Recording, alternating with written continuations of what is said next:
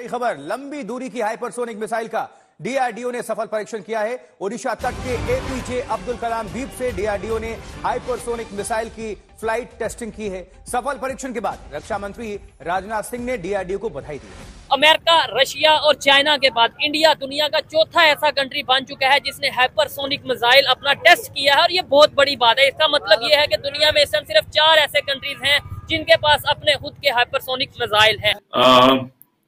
जैसे जैसे भारत और चीन के दरमियान जो मिसाइल रेस है वो तेजी पकड़ती जा रही है और जो हाइपरसोनिक मिसाइल्स के तजर्बे हो रहे हैं, इसमें पाकिस्तान के अंदर भी बड़ी बातें हो रही हैं कि शायद ये जो साउथ एशिया की जो स्ट्रेटेजिक एनवायरनमेंट है इसको ये डिस्टेबलाइज हो जाएगा। इंडिया का मुकाबला करे बम बांध के हम चले जाएंगे। ठीक है, बम बांध के चले जाएंगे। वो बम आएगा कहाँ से? हम खुद अपने जिस्म से बांध देगा। वो मैं कह रहा हूँ, वो देखें उनके पास टेक्नोलॉजी चाहिए ना, की मेहरबानी है। जब वक्त आएगा तो बताएंगे इंशाल्लाह। ठीक है, लेकिन हम आपको नहीं अपने लगता मुसलमानों की जज्बे की वजह से इंशाल्लाह कुर्बानी देने के लिए 3, 2, 1 नाउ।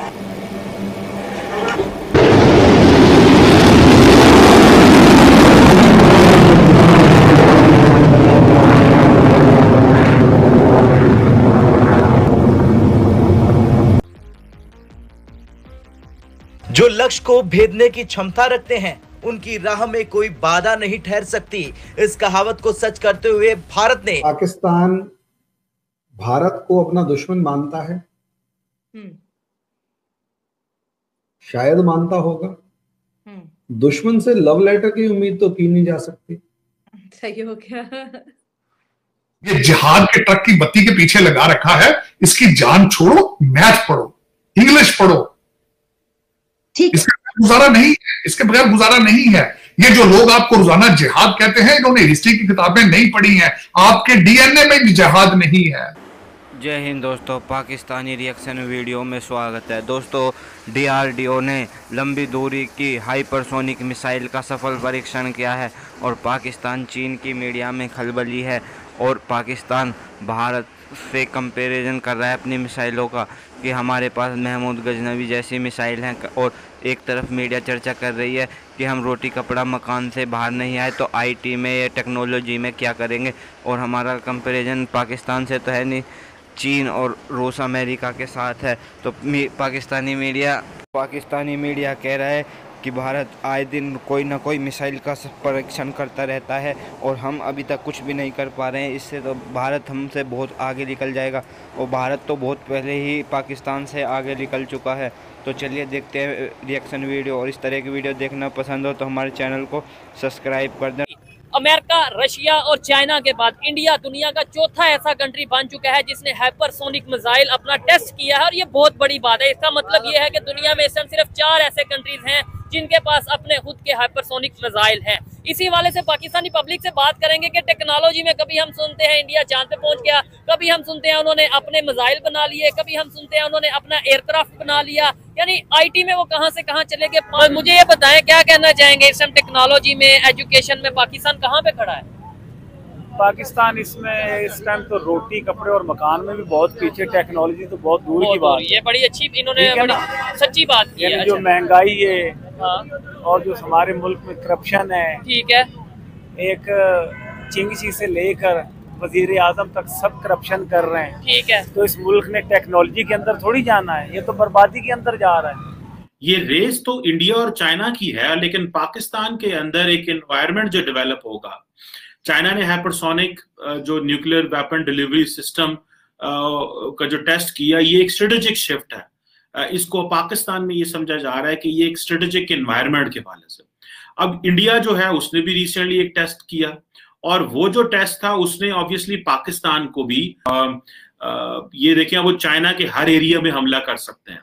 और इंडिया ने अपनी जो क्रेडिबल न्यूक्लियर डेटरेंस एस्टैब्लिश की, उससे पाकिस्तान जो है वो ऑब्वियसली उसके लिए मजीद खतरा है, क्योंकि मिसाइल रेस तो चाइना और इंडिया की है, लेकिन पाकिस्तान के लिए एक ये जो मिलिट्री मॉडर्नाइजेशन है ये एक इम्पॉर्टेंट चीज। आप देखें कि अगर इंडिया जो है वो बहुत ज्यादा पैसा लगा रहा है, ठीक है, वो बहुत ज्यादा पैसा लगा रहा है मिलिट्री इक्विपमेंट को बाय करने में, तो पाकिस्तान के जो डिफेंस पॉलिसी मेकर्स हैं उनके पास क्या ऑप्शन है?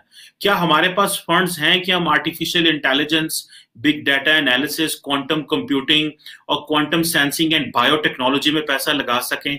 क्योंकि अभी जो इनोवेशन होगी वो साइंस एंड जो टेक्नोलॉजी पैसा लगेगा वो साइंस एंड इनोवेशन पे लगेगा।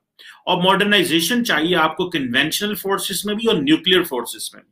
और अगर पाकिस्तान ने इस चीज के ऊपर ध्यान ना रखा, पाकिस्तान के डिफेंस प्लानर्स ने ध्यान ना रखा, तो जो डिटरेंस पाकिस्तान ने एस्टैब्लिश की है, क्या वो हमसे वापस जा सकती है? क्या इंडिया जो है वो पाकिस्तान से बहुत आगे निकल जाएगा?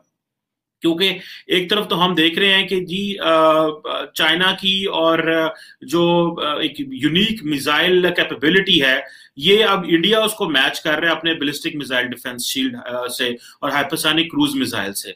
और ये जो है अभी वो आपको जिस तरह पता है कि वो S-400B बाय कर रहे हैं। उधर से आप देखें कि जो Indian prime minister Narendra Modi हैं, उन्होंने रिसेंटली ये कहा कि जो ममालिक हैं उनको इंडिया को जो है वो इन्वेस्टमेंट करनी चाहिए। वो कह रहे हैं कि जी माहौल बदल रहा है। उन्होंने कहा माहौल बदल रहा है, इंडिया मस्ट इनहैंस अपनी मिलिट्री कैपेबिलिटी को इनहैंस करें। और देखिए अगर वजीर आजम लेवल पे ये बंदा बातें कर रहा है तो ये देखें वो क्या उसके सिग्निफिकेंस हो सकते हैं। उधर चाइनीज जो है वो भी लगे हुए हैं। दुनिया कहाँ से कहाँ चली गई टेक्नोलॉजी में और हम कहाँ पे हैं? मुझे लगता है हम सबसे एंड पे हैं टेक्नोलॉजी में भी, हर मामले में एंड पे हैं। ठीक है, और उसके जिम्मेदार कौन है? उसके जिम्मेदार कौन हो सकते हैं? ज़ाहिर जागीरदार ही है, जो गरीब को, जो टैलेंट को छुपाया हुआ है। आपने कुछ अर्सा पहले सुनी थी बात कि एक पानी पे बंदा कार चलाता है। अच्छा, ठीक है, वो कैसे गायब हुआ? ठीक है, यानी उसका लेकिन मेरी पता ही नहीं है। वो ये बात टेक्नोलॉजी, मेरी बात सुने, टेक्नोलॉजी होता तरक्की का नाम। ठीक है, इसी तरह ऐसे ही है। अब कोई तरक्की करने के लिए कोई आगे अपनी चीज प्रोडक्ट यानी दिखाता है कि हम लोग ये कर सकते हैं, ठीक है, तो उसको आगे नहीं आने दिया जा रहा। आप दुनिया की अगर बड़ी बड़ी कंपनीज की बात करें, सीईओ हमें इंडिया के मिलते हैं। दुनिया के बड़े कंपनीज की बात करें, इन्वेस्टर हमें इंडिया में आते नजर आते हैं। अगर ये चीज है तो इसका मतलब उनकी आवाम गरीब नहीं है।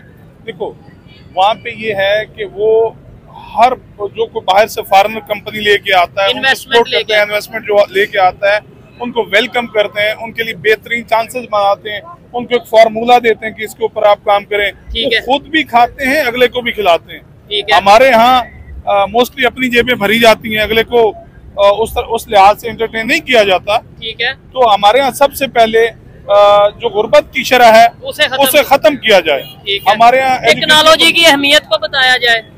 टेक्नोलॉजी, पहली बात तो यह है कि बताया जाए कि टेक्नोलॉजी है क्या, ठीक है, उस पे हम कैसे काम कर सकते हैं। आज हमारे यहाँ पता क्या कहते हैं, हमारे यहाँ जो तालीम दी जा रही है जी, इस टाइम पाकिस्तान में कोई भी नेटवर्क सही काम नहीं कर रहा। बिल्कुल ऐसे ही है। ठीक है, हमें कहा जा रहा है जी सॉन्ग सिम ले लें 4G है, ठीक है, जैज सिम 4G है, ठीक है, चलती 2G भी नहीं है। ठीक हो गया। आप ये मेरा फोन देखें, छोटा फोन है, यानी पाकिस्तान में 2G भी नहीं सही से चल रहा। में मेरे ख्याल से 2G भी सही नहीं चलता, और जो मोबाइल के सिग्नल है ना वो भी इतने ड्रॉप हो रहे हैं। लोग आगे बढ़ रहे हैं, आप भी फोन चलाते होंगे, ठीक है, लोग आगे बढ़ रहे हैं, हम लोग पीछे जा रहे हैं। कहता हूँ दूसरे कंट्रीज में, हम इंडिया का बार बार इसलिए नाम ले रहे हैं कि हम उनसे थोड़ा सीख लें, कंपैरिजन कर लें। सरगोदा से वापस आया हूँ। अच्छा, और चाइना से सीख लें।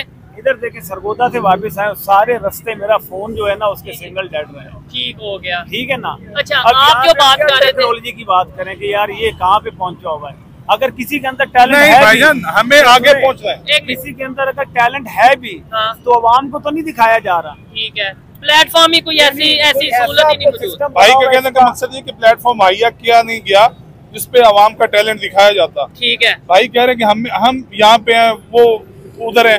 हमें सबसे पहले तो कम से कम एक बंदा दौड़ रहा है तो उसको देख के दौड़ लगा लें। ये चीज हम क्यों पीछे खड़े हैं उसका मुंह देख रहे हैं कि वो चलो पहुंच जाएगा, बाद में देखेंगे। 50 साल बाद वो काम करना भी यहूदी है, मैं आपको बता दूं। भी है, वो जरूरियत जिंदगी का अहम हिस्सा भी है। हमें पता भी है कि इसके बगैर आगे जिंदगी जो है मुश्किल है। हम फिर भी उसको देख रहे हैं कि चलो आप दुनिया पहले कर ले, हम बाद में कर लेंगे। अब दुनिया की जो बची खुची चीजें होती हैं, टेक्नोलॉजी वो हमें मिलती है, हम उस पे करने के लिए फिर 10-15 साल लगा देते हैं। फिर मजे की बात हम कर पाते हैं। फिर हम ये कहते हैं कि भाई दुनिया में जितनी भी साइंस आई है वो उन्होंने हमारी किताबें पढ़ी, हमारे कुरान पाक को पढ़ा और वहाँ से साइंस सारी देखी। चलो यही मान लें, हम क्यों नहीं उन्होंने पढ़ के सीख लिया, तो हमने हम बराए नाम मुसलमान है। अच्छा, हम क्यों नहीं पढ़ते? हम तर्जुमे के साथ कुरान पाक पढ़ें। अगर ठीक है सारी चीजें कुरान पाक में, तो हम ही कोई सीख लें। हम नहीं सीख हमारा पा रहे, इस्लामिक कंट्री है, हमारा कलमे के नाम पे मुल्क बना, हम क्यों नहीं सीख रहे?